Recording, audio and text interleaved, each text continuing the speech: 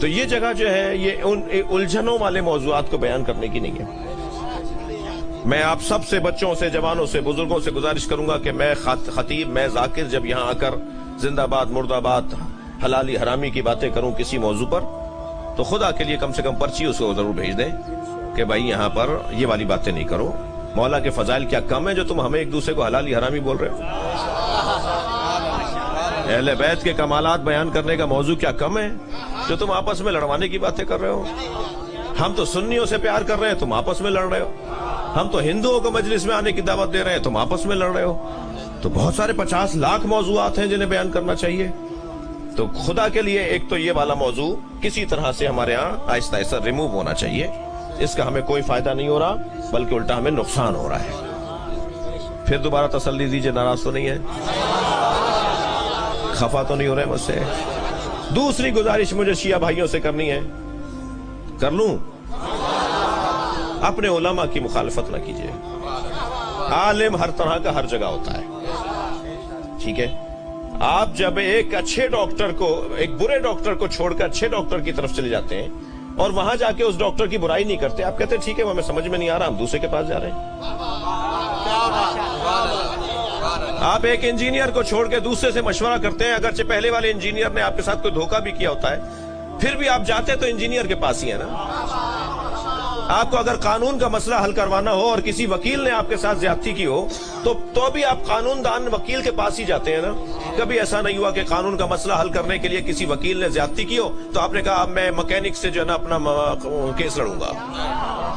Doctor نے، فلاں doctor نے زیادتی کی ہے تو اب میں ڈاکٹر سے علاج نہیں کرواؤں گا، اب میں وہ ٹھیلا جو لگائے ہوئے ککڑی بیچنے والا ہے اس سے علاج کرواؤں گا۔ جائیں گے تو پھر بھی عالم کے پاس نا، جائیں گے پھر بھی وکیل کے پاس، جائیں گے پھر بھی انجینئر کے پاس۔ تو جس کو چھوڑ کر آپ جا رہے ہیں اس کو کیوں یاد کیے بیٹھے؟ جو اچھا آدمی ہے اسے یاد کیجئے۔ معصوم تو صرف 14 ہے نا، معصوم تو صرف 14 ہے۔ سب سے غلطیاں ہو سکتی ہیں، سب غلط ہو سکتے ہیں، کوئی ایک صحیح ہوگا 50 غلط ہوں گے۔ تو ہمیں صحیح کو ذہن میں رکھنا ہوگا۔ جو قومیں اپنے علماء کی بے احترامی کرتی ہیں وہ ترقی نہیں کرتی ہیں، اور قرآن نے ویسے ہی منع کیا ہے کہ جو جانتا نہیں ہے اس سے بات نہیں کرو۔ میں تو بریلوی اور دیوبندی علماء کے احترام کا قائل ہوں۔ اگر آپ کے علاقے کے اندر کوئی بریلوی مفتی عالم دین رہتا ہے اور آپ کو سامنے نظر آ جائے، آگے بڑھ کر اس کا احترام کریں، اسے سلام کریں اور جتا کے کریں کہ میں شیعہ ہوں اور آپ کا احترام کر رہا ہوں۔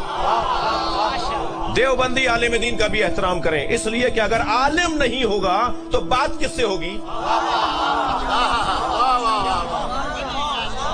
قرآن تو منع کر رہا ہے کہ جاہلوں سے بات نہیں کرو۔ اذا خاطبهم الجاہلون قالوا سلاما، جب ان کے سامنے کوئی جاہل آ کے کھڑا ہوتا ہے وہ سلام کہہ کے گزر جاتے ہیں، بات نہیں کرتے۔ بات تو عالم سے ہوگی نا۔ تو خدا کے لیے اپنے علماء جو غلط ہیں ان سے آنکھیں بند کر لیجئے۔ سب صحیح نہیں ہے، مجھے پتا ہے، میرے قبیلے کے حالات بہت اچھے نہیں ہیں، آپ سے زیادہ مجھے پتا ہے کہ کہاں مسئلہ، کہاں کمزوری ہے، کہاں پانی مرتا ہے۔ لیکن اس کا یہ حل نہیں ہے کہ پھر ہم انہیں چھوڑ کر ہم جو ہے وہ عالم کو چھوڑ کے مکینک سے بات کریں گے تو شرعی مسئلہ بتا دے، انجینئر سے پوچھیں گے تم شرعی مسئلہ بتا دو۔ قرآن اور حدیث کا جو عالم ہے، اور مجھے نقن صاحب کی تو بڑی حسین مثال یاد آ رہی ہے، وہ فرماتے ہیں بے عمل عالم دین کا بھی احترام کرو۔ سنیں جملہ، سنیں، بڑا قیمتی جملہ ہے۔ کہتے ہیں بے عمل عالم دین کا بھی احترام کرو، اس لیے کہ بے عمل عالم دین اس نابینا کی طرح ہے جو اندھیرے رستے پہ لالٹین لیے کھڑا ہے۔ اسے خود تو نظر آ نہیں رہا مگر تمہیں تو رستہ دکھا رہا ہے، تمہیں تو شرعی مسئلہ بتا رہا ہے، تمہیں تو قرآن کی حدیث اور قرآن کی تفسیر اور حدیث کی تشریح کر رہا ہے۔